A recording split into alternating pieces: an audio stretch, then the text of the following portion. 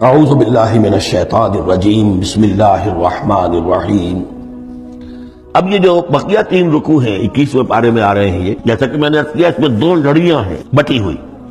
ایک لڑی ہے خطاب اہل ایمان سے، یہاں ایک جگہ آپ کو مل جائے گا کہ براہ راست خطاب بھی ہے، یا عبادی الذین آمنوا، یا ایھا الذین آمنوا والا جو ہے کہ جو مدنی صورتوں میں جو خطاب کا صیغہ ہے وہ تو یہاں بھی نہیں آیا، لیکن براہ راست خطاب کیا ہے۔ لیکن یہ کہ اگر گنتی کریں گے تو کچھ 10 احکام اور دیے گئے ہیں ان لوگوں کو جو دین کے لیے کسی محنت کے اندر جد و جہد میں، اس کو غالب کرنے کی کسی کوشش میں، اس کی تحریک میں، اس کی دعوت میں لگے ہوئے ہوں، اور اس میں ان کے لیے مصائب ہوں، مشکلات ہوں، تکالیف ہوں، پریشانیاں ہوں، تو ان کے لیے کیا ہدایات ہے؟ سب سے پہلی ہدایت 100 ہدایتوں کی ایک ہدایت، اتل ما اوحی الیک من الکتاب، تلاوت کرتے رہا کرو اس شے کی جو وحی کی گئی ہے آپ کی جانب کتاب میں سے۔ یہی ہم پڑھ چکے ہیں سورہ کہف میں بھی، وَاتْلُ مَا أُوحِیَ إِلَيْكَ مِن كِتَابِ رَبِّكَ لَا مُبَدِّلَ لِكَلِمَاتِهِ وَلَن تَجِدَ مِن دُونِهِ مُلْتَحَدًا۔ وہی بات، سب سے بڑا سہارا بندہ مومن کا کیا ہے؟ اللہ پر جتنا یقین ہوگا، اللہ پر جتنا بھروسہ ہوگا، اللہ سے جتنا تعلق ہوگا اتنا ہی صبر کرے گا۔ وَاصْبِرْ وَمَا صَبْرُكَ إِلَّا بِاللَّهِ، اور اللہ کے ساتھ تعلق کا سب سے بڑے ذریعہ یہ قرآن مجید ہے۔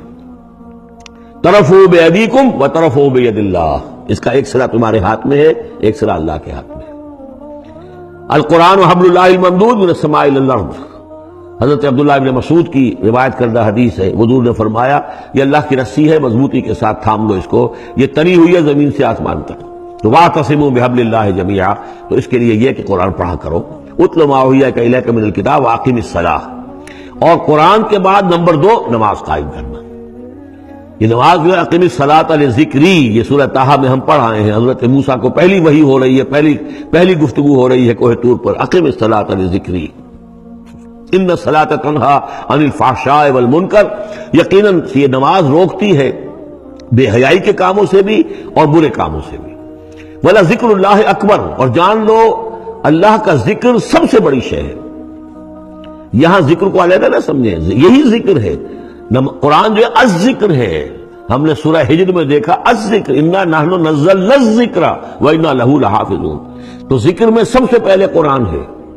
نمبر 2 اقم الصلاۃ لذکری، نماز قائم کرو میری یاد کے لیے۔ قرآن تو ہے ہی مجسم ذکر، نماز ذکر کے لیے ہے۔ اور تیسری چیز کیا ہے؟ ادعیہ معصورہ ہیں محمد رسول اللہ صلی اللہ علیہ وسلم کی، زندگی کا ہر کام کرتے ہوئے دعا ہے۔ آپ بیت الخلاء میں داخل ہو رہے ہیں تو دعا ہے، نکل رہے ہیں تو دعا ہے، گھر سے باہر جا رہے ہیں دعا ہے، گھر میں داخل ہو رہے ہیں دعا ہے، شیشہ دیکھا ہے تو دعا ہے، کپڑے بدلے ہیں دعا ہے، ہر کام کیجئے، لیکن یہ کہ آپ کا اس وقت اللہ کے ساتھ ذہنی رشتہ قائم رہتا ہے۔ چوتھے نمبر پر جو بھی اور حضور نے فرمائے ہیں، یہ 33 مرتبہ سبحان اللہ اور 33 مرتبہ الحمدللہ اور اللہ اکبر، یہ بھی ذکر ہے۔ تو یہ تمام شکلیں ذکر کی ہیں، صرف کسی ایک شے کو ذکر نہ سمجھے ہمارے ہاں یہ بن گیا بس اللہ اللہ کر رہے ہیں تو ذکر ہے، نہیں، ذکر میں سب سے پہلے قرآن کی تلاوت ہے۔ اتل ما اوحی الیک من الکتاب واقم الصلاۃ ان الصلاۃ تنہی عن الفحشاء والمنکر ولذکر اللہ اکبر واللہ یعلم ما تصنعون۔ ایک تو یہ ہدایت ہو گئی، اللہ خوب جانتا ہے جو تم کر رہے ہو۔ دوسری ہدایت ولا تجادلوا اہل الکتاب الا باللتی احسن، جنہیں پہلے تم سے کتاب دی گئی تھی ان سے جھگڑا مت کرو مگر بہترین طریقے پر، ان سے بات کرو تو بڑے ہی اسلوب سے کرو، خوبصورتی سے کرو، بات کو سمجھانے کے لیے کرو، ان کی توہین نہ ہو کہ جذبات کو آپ بھڑکنے نہ دیں، ان میں حمیت جاہلی جو ہے اپنی امکانیت تک تو کوشش کریں کہ وہ بھڑکے نہ، باقی پھر وہ جو کرتے ہیں اللہ کے ہاں وہ ذمہ دار ہوں گے، لیکن ان سے گفتگو کرو تو بڑے عمدگی کے ساتھ کرو۔ الا الذین ظلموا منہم، سوائے ان کے جو ان میں سے ناانصافی پر تل گئے ہوں۔ اب یہ استثناء جو 2 معنی میں ہے، ایک تو یہ ہے کہ اس کا مطلب یہ کہ ان سے مجادلہ کرو ہی نہ، اور دوسرے یہ کہ اگر ان کے ساتھ کسی وقت کوئی سختی بھی کرنی پڑے، کوئی سخت جملہ بھی کہنا پڑے تو اجازت ہوگی، جہاں معلوم ہو جائے کہ یہ ہٹ درمی کے اوپر جو ہے آ گیا ہے تو وہاں اس دونوں کا امکان پیدا ہو جائے گا۔ وَقُولُوا، لیکن تمہیں ان سے کہنا کیا ہے یہ بھی سمجھ لو، تاکہ اب اس کو یہ سمجھیے کہ یہ ہمیں مسلمانوں میں جب کام کرنا ہے، مسلمان سو گئے ہیں، بھول گئے اپنے سبق کو، انہیں یاد دلانا ہے تو اسی انداز میں انہیں یاد دلانا ہے۔ قولوا آمنا بالذی انزل الینا وانزل الیکم، ان سے کہو بھائی ہم تو ایمان رکھتے ہیں اس پر بھی جو تو ہماری طرف نازل کیا گیا اور اس پر بھی جو آپ کی طرف نازل کیا گیا۔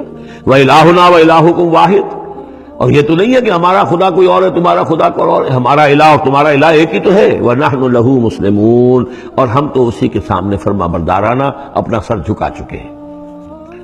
وَكَذَلِكَ أَنزَلْنَا إِلَيْكَ الْكِتَابَ، اے نبی اسی طرح ہم نے آپ کی جانب بھی کتاب نازل کی ہے، فَالَّذِينَ آتَيْنَاهُمُ الْكِتَابَ يُؤْمِنُونَ بِهِ، تو وہ لوگ جنہیں ہم نے کتاب دی ہے، یہود اور نصارہ، ان میں بھی وہ لوگ ہیں جو اس پر ایمان لائیں گے یا جو ایمان لا رہے ہیں، جیسا کہ ہم پڑھ چکے ہیں کہ وہ آئے تھے کچھ لوگ جو حبشہ سے ایک وفد کی شکل میں، اور مکے والوں نے انہیں ستایا بھی، استہزاء بھی کیا، لیکن وہ لوگ وہ تھے جو پہلے حضرت عیسیٰ پر ایمان رکھتے تھے، عیسائی تھے، اور اب محمد پر بھی ایمان رکھتے ہیں، تو اللہ تعالیٰ نے ان کو دوہرا اجر دیا، مرتين۔ وَمِنْ هَؤُلَاءِ مَن يُؤْمِنُ بِهِ، اور ان میں سے یعنی مشرکین مکہ میں سے بھی بہت سے لوگ ہیں جو ایمان لائے ہیں اور بھی لا رہے ہیں یا لائیں گے۔ وَمَا يَجْحَدُ بِآيَاتِنَا إِلَّا الْكَافِرُونَ، اور ہماری آیات کا انکار تو نہیں کرتے سوائے وہی کہ جو ناشکرے ہیں اور جو کفر کر اڑ گئے ہوں۔ اب ایک اور دیکھیے دلیل، اب یہ حصہ جو ہے یہ دوسری ڈوری آ گئی کہ جس میں روح سخن جو ہے مشرکین کے ساتھ رد و قضا والی بات ہے۔ وَمَا كُنْتَ تَتْلُو مِن قَبْلِهِ مِن كِتَابٍ، ارے نبی آپ تو اس سے پہلے، اس قرآن کے آپ پر نازل ہونے سے پہلے آپ کوئی کتاب پڑھتے ہی نہیں تھے، آپ دنیاوی اعتبار سے پڑھے ہوئے آدمی ہیں ہی نہیں، آپ نے تعلیم حاصل کی نہیں، لکھنا پڑھنا سیکھا نہیں۔ وَلَا تَخُطُّهُ بِيَمِينِكَ، نہ ہی آپ اپنے داہنے ہاتھ سے کچھ لکھتے تھے، کوئی کتاب لکھتے تھے، نہ پڑھتے تھے نہ لکھتے تھے۔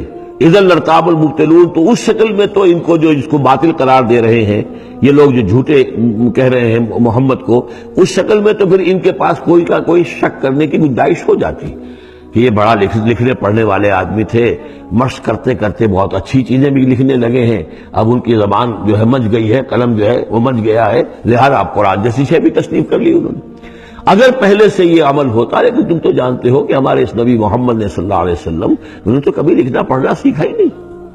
وَمَا كُنْتَ تَتْلُو مِن قَبْلِهِ مِن كِتَابٍ، اے نبی آپ تو نہیں پڑھا کرتے تھے اس کتاب سے پہلے کوئی کتاب، وَلَا تَخُطُّهُ بِيَمِينِكَ، اور نہ آپ اسے اپنے داہنے ہاتھ سے لکھتے تھے، اِذًا لَارْتَابَ الْمُبْطِلُونَ، تب تو ان لوگوں کو شک کرنے کی گنجائش پیدا ہو جاتی۔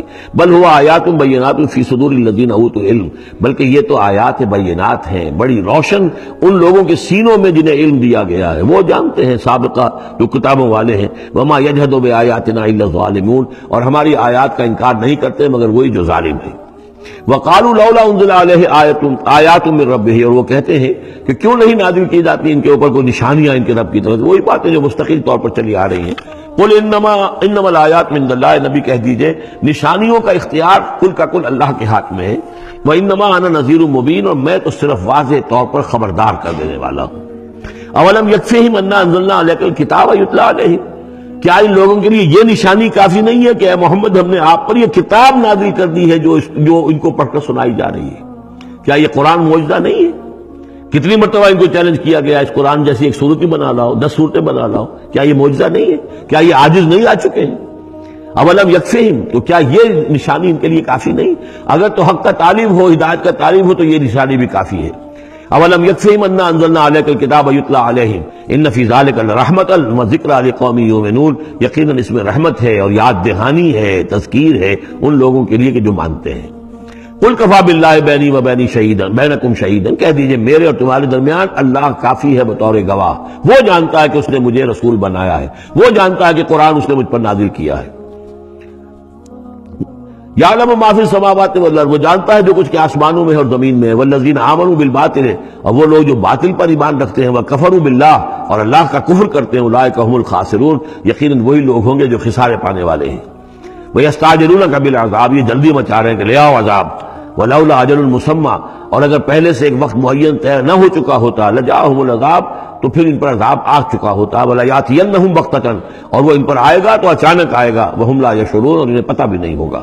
یستعجلونک بالعذاب، یہ نبی پھر دوبارہ یہ الفاظ آئے، نوٹ کیجئے، بہت لطیف بات ہے، یہ عذاب کی جلدی مچا رہے ہیں۔ وَإِنَّ جَهَنَّمَ مُحِيطَةٌ بِالْكَافِرِينَ، حالانکہ جہنم ان کا احاطہ کر چکی ہے۔